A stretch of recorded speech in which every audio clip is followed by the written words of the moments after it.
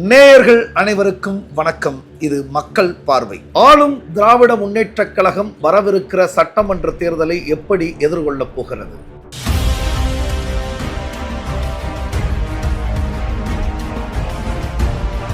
கடந்த சட்டமன்ற தேர்தலில் இருந்த வியூகங்களை தாண்டி வேறு எம்மாதிரியான மாற்றங்களை தன் வியூகங்களில் வகுத்து வைத்திருக்கிறது திமுக.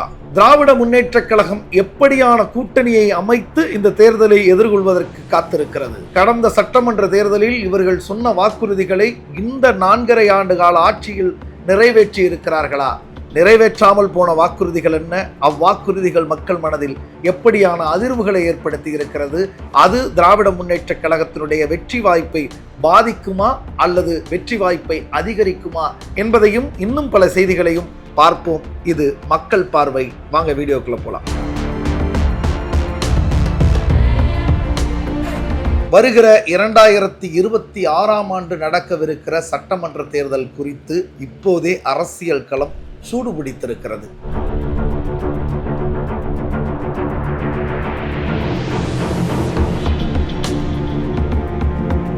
தற்போதைய ஆளும் கட்சியான திராவிட முன்னேற்றக் கழகமும் அதற்கு எதிர்கட்சியாக இருக்கிற அண்ணா திராவிட முன்னேற்றக் கழகமும் களத்தில் நின்று எதிரெதிர் திசையில் மோதிக்கொள்வதாக இருந்த தேர்தல் இப்போது பல கட்சிகள் மோதிக்கொள்கிற பன்முனை தேர்தலாக மாறி போய் நிற்கிறது. திராவிட முன்னேற்றக் கழகமும் அண்ணா திராவிட முன்னேற்றக் கழகமும் மாத்திரமே எதிரெதிர் திசையில் இருந்து மோதிக்கொள்ளும் தேர்தலை பார்த்து பழக்கப்பட்ட நமக்கு வரவிருக்கிற சட்டமன்ற தேர்தல் பல்வேறு கட்சிகள் பல்வேறு முனைகளில் இருந்து போட்டியிடுவதால் இது ஒரு பன்முனை தேர்தல் அனுபவத்தை தரும் என்பதில் மாற்று கருத்து இல்லை. வரவிருக்கிற தேர்தலை திராவிட முன்னேற்றக் கழகம் எப்படி எதிர்கொள்ளப் போகிறது?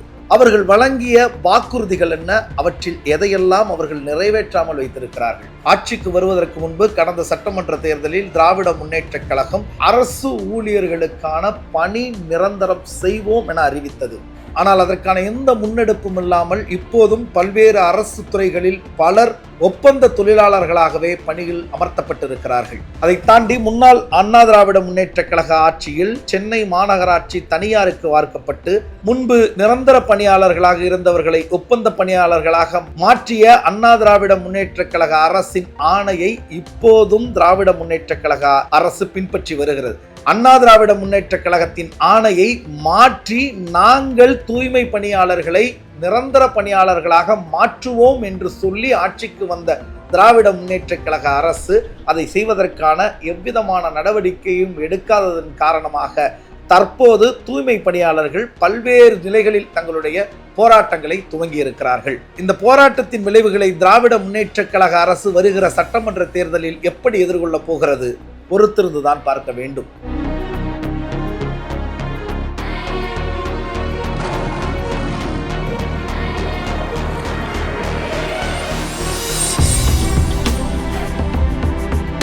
அடுத்ததாக கடந்த 2004ஆம் ஆண்டுக்கு முன்பு இருந்த பழைய ஓய்வூதிய திட்டத்தையே நாங்கள் மீண்டும் அமல்படுத்தி ஓய்வு பெறுகிற அனைத்து அரசு ஊழியர்களுக்கும் அவர்களின் ஓய்வு காலங்களில் ஓய்வூதியம் வழங்குவதற்கான ஆவணம் செய்வோம் என்று அறிவித்து ஆட்சி பீடத்தில் ஏறியது திராவிட முன்னேற்றக் கழக அரசு. ஆனால் அதற்கான எந்த முன்னெடுப்புகளும் இல்லை. இப்பொழுதும் புதிய ஓய்வூதிய கொள்கைதான் அமுலில் இருக்கிறது. பழைய ஓய்வூதிய கொள்கையை கொண்டு வருவதற்காக அரசு ஊழியர்கள் நடத்திய போராட்டங்களுக்கு அரசு இப்போதும் செவிசாய்க்காமல் தான் இருக்கிறது.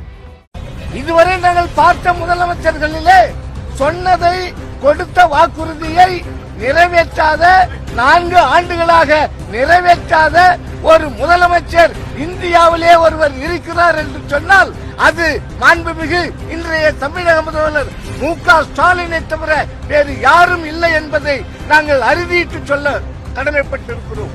இன்று தமிழ்நாடே கொந்தளிப்பில் இருக்கிறது. ஆசிரியர்கள் அரசூழியர்களும் கொந்தளிப்பில் இருக்கிறார்கள். நீங்கள் ஏமாற்றினால் கண்டிப்பாக 2026 நீங்கள் ஏமாறுவீர்கள். இதை எழுதி வைத்துக் கொள்ளுங்கள். மூன்றாவது முக்கியமான வாக்குறுதியாக நாங்கள் ஆட்சிக்கு வந்தால் டாஸ்மாக் கடைகளின் எண்ணிக்கையை படிப்படியாக குறைப்போம் என்று சொல்லி அதிகாரத்தை கைப்பற்றியது திராவிட முன்னேற்றக் கழக அரசு. ஆனால் இப்பொழுது வரையிலும் அதற்கான எந்த முன்னெடுப்புகளும் இல்லாமல் டாஸ்மாக் கடைகளின் எண்ணிக்கை அதிகரித்துக் கொண்டே இருக்கிறது. மக்கள் மத்தியில் நிச்சயம் ஒரு அதிருப்தியை ஏற்படுத்தி இருக்கிறது என்பதற்கு மாற்று கருத்தே இல்லை.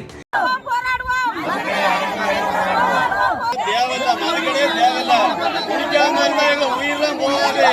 அதனால இந்த மதுகளை எங்களுக்கு தேவையில்லை. கைய பாருங்க, இந்த தூய்மை பண்ண வேலை செஞ்சு கைய பாருங்க.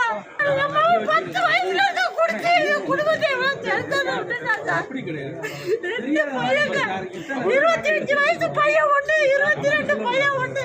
குடி குடி குடி கதைக்கெல்லாம் பாத்தீங்கன்னா 300 ரூபா வச்சிருந்ததும் குடிச்சிட்டான். எனக்கு வீடே வேண்டாம் சார், எனக்கு கவர்மெண்ட் கட்டி கொடுக்க வேண்டாம். எனக்கு என் பேதி கடை அடைக்கடி என் பிள்ளைங்க உழைச்சி எனக்கு வீடு கட்டி கொடுப்பாங்க. இப்படி தாங்கள் ஆட்சிக்கு வருவதற்கு முன்பு நிறைவேற்றுவதாக சொன்ன வாக்குறுதிகளை இப்பொழுது வரையிலும் நிறைவேற்றாமல் ஆட்சியில் நீடித்திருக்கிற திராவிட முன்னேற்ற கழக அரசு அடுத்த தேர்தலுக்கு வழங்கவிருக்கிற வாக்குறுதிகளை மக்கள் எப்படி நம்புவார்கள்?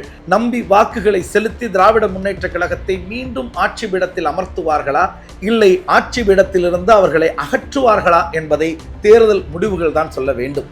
ஆனால் திராவிட முன்னேற்ற கழகம் சொன்ன ஒரு சில வாக்குறுதிகளை நிறைவேற்றவில்லை. மக்கள் மத்தியில் அவர்களுக்கு அதிருப்தி இருக்கிறது, உண்மைதான். ஆனால் திராவிட முன்னேற்ற கழகம் கடந்த 4.5 ஆண்டுகளில் மக்களுக்காக எதுவுமே செய்யவில்லையா? எந்த திட்டங்களையும் செயல்படுத்தவில்லையா? மக்களின் முன்னேற்ற பாதையில் தன் பங்காக திராவிட முன்னேற்ற கழக அரசு செய்து முடித்தது என்ன? அதையும் பார்க்கணும்ல, பார்த்துருவோம். பெண்கள் விடியல் பயணம் முதல் முறையாக ஒட்டுமொத்த இந்தியாவிலேயே மகளிருக்கு இலவச பயணத்தை, உழைக்கும் மகளிருக்கு இலவச பயணத்தை அறிமுகம் செய்தது திராவிட முன்னேற்ற கழக அரசு தான். தற்போதைய ஆளும் திமுக தான். திராவிட முன்னேற்ற கழகத்தின் வெற்றியை மீண்டும் உறுதி செய்யவும் வாய்ப்புகள் இருக்கிறது. So many women here. Government provides free transport facilities for women only. Everywhere in Tamil Nadu, government buses are free for women. Why do they give free travel for women? Women empowerment. Encourage the women financially independent.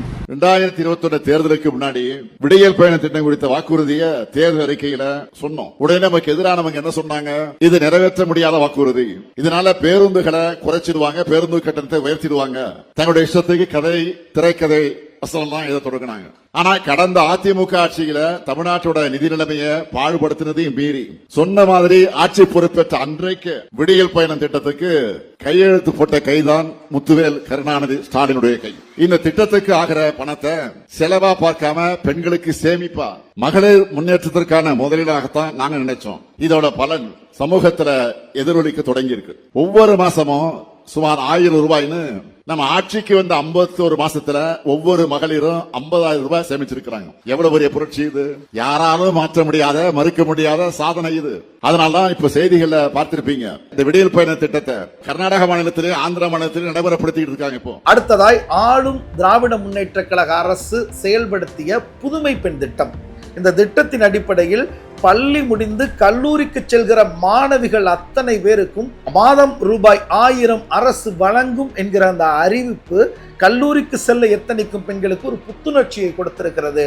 அது கல்லூரி செல்லும் பெண்களின் மனதில் திராவிட முன்னேற்ற கழகத்தின் பால் ஒரு ஈர்ப்பை ஏற்படுத்தி இருக்கிறது என்பதும் மறுக்க முடியாத உண்மை. அதே போல தமிழ் புதல்வன் திட்டத்தின் மூலமாக பள்ளி முடித்து கல்லூரிக்கு செல்லவிருக்கிற மாணவர்களுக்கும் மாதம் ரூபாய் 1000 வழங்குவோம் என்று திராவிட முன்னேற்ற கழக அரசு அறிவித்திருக்கிறது. இந்த திட்டம் புதிதாக வாக்களிக்க போகிற இளைஞன் இளைஞிகளை நிச்சயமாக ஈர்த்து அவர்களின் வாக்குகளை திராவிட முன்னேற்ற கழகத்தின் பக்கம் திருப்பும் என்று அரசியல் ஆய்வாளர்கள் குறிப்பிடுகிறார்கள்.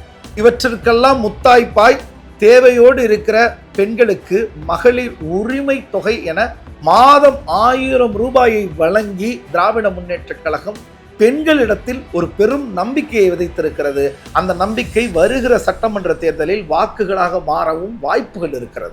அடுத்ததாக நான் முதல்வன் திட்டத்தின் கீழ் பள்ளி முடித்து கல்லூரிக்கு செல்லவிருக்கும் அரசு பள்ளி மாணவர்களுக்கு நுழைவுத் தேர்வு பயிற்சி மையங்களை நடத்தி பல மாணவர்களை தகுந்த கல்லூரியில் சேர்வதற்கு ஆவணம் செய்தது தமிழக அரசினுடைய முயற்சி தான்.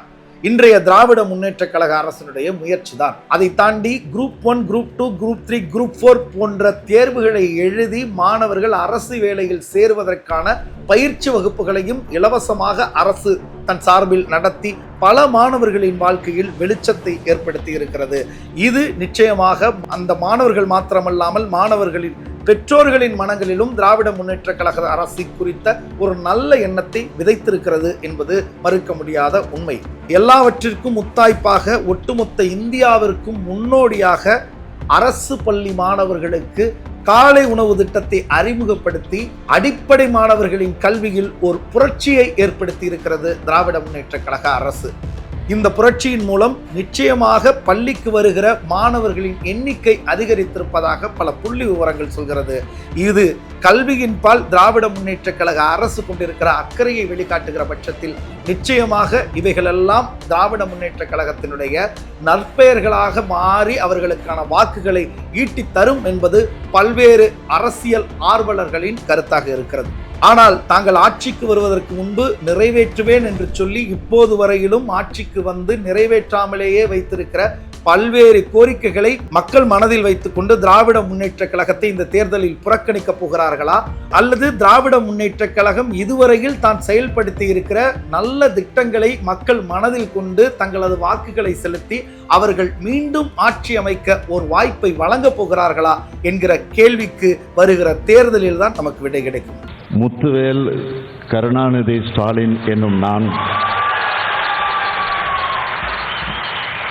கடந்த 4.5 ஆண்டுகால ஆட்சியில் திராவிட முன்னேற்ற கழகத்திற்கு ஏற்பட்ட அவப்பெயர்கள் என்ன? நிறையவே இருக்கிறது. இந்த ஆட்சியில் தான் சட்டம் ஒழுங்கு சீர்கெட்டு இருக்கிறது. பல இடங்களில் வன்முறைகள் நடந்திருக்கிறது. பல இடங்களில் அரசியல் படுகொலைகள் நடந்திருக்கின்றன. அதற்கு உதாரணமாய் பகுஜன் சமாஜ்வாடி கட்சியின் தமிழக தலைவரான ஆம்ஸ்ட்ராங் அவர்களுடைய அரசியல் படுகொலை மிகப்பெரிய அதிர்வை ஏற்படுத்தி தமிழகத்தில் இருக்கிற சட்டம் ஒழுங்கை கேள்விக்குள்ளாக்கி இருக்கிறது. அதை தாண்டி தமிழகம் முழுக்க தலித்களுக்கு எதிரான வன்முறைகளும் அதிகரித்துக் கொண்டே இருக்கிறது.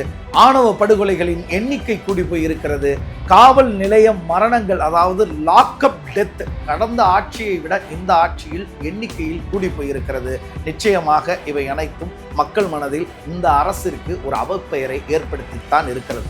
அது சரி, திராவிட முன்னேற்ற கழகம் கடந்த 4.5 ஆண்டு கால ஆட்சியில் மக்களிடத்தில் சம்பாதித்திருக்கும் நல்ல பெயர்கள் என்ன?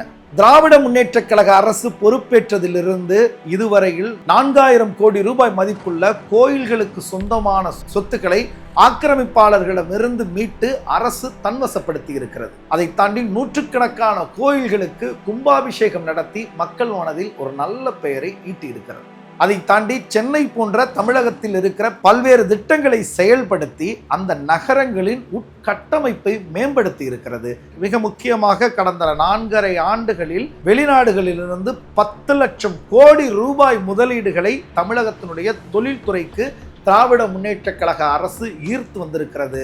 இது தமிழக அரசின் ஒரு முக்கிய சாதனையாகவே நாம் சொல்லலாம். இந்த சாதனை தொழில் நிறுவனங்களுக்கு மத்தியிலும் தொழில் நிறுவனங்களை சார்ந்திருக்கிற சராசரி மக்களுக்கு மத்தியிலும் பெரிய நற்பெயரை திராவிட முன்னேற்ற கழக அரசிற்கு ஈட்டி தந்திருக்கிறது.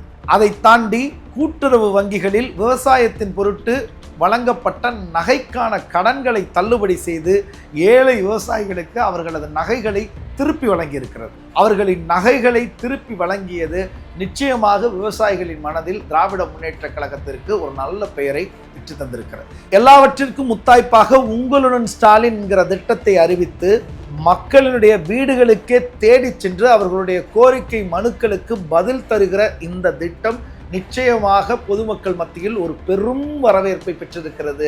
இந்த வரவேற்பு ஒருவேளை வாக்குகளாக மாறினால் திராவிட முன்னேற்ற கழகம் அடுத்த தேர்தலிலும் ஆட்சியை அமைக்கும் என்பதில் நமக்கும் மாற்று கருத்து இல்லை. ஆனால் மக்கள் மனதில் என்னவிருக்கிறது என்பதை தேர்தலின் முடிவுகளில் தான் நாம் தெரிந்து கொள்ள முடியும். அந்த தேர்தலின் முடிவுகளுக்கு முன்பாக தேர்தல் களத்தை திராவிட முன்னேற்ற கழகம் எம்மாதிரியான கூட்டணியோடு எதிர்கொள்ளப் போகிறது என்கிற கேள்விக்கு என்ன பதில்?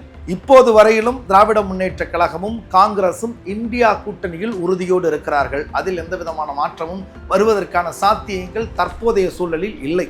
இந்த இரு பெரும் கட்சிகளோடு இந்த கூட்டணியில் தமிழகத்தில் இருக்கிற வேறு எந்த கட்சி வந்து சேரப்போகிறது, எந்த கட்சி திராவிட முன்னேற்ற கழகத்தோடு சேர்ந்து இந்த தேர்தலை எதிர்கொள்ள போகிறது அப்படிங்கிறத பார்த்தோம் அப்படின்னா, தற்போது வரையிலும் விடுதலை சிறுத்தைகள், கம்யூனிஸ்ட் கட்சி, மதிமுக இவர்கள் மூவரும் தான் திராவிட முன்னேற்ற கழகத்தோடு கூட்டணியில் இருக்கிறார்கள். இவர்களை தாண்டி வேறு எந்த கட்சிகள் திராவிட முன்னேற்ற கழகத்தோடு கூட்டணி வைப்பதற்கான சாத்தியங்கள் தென்படுகிறது?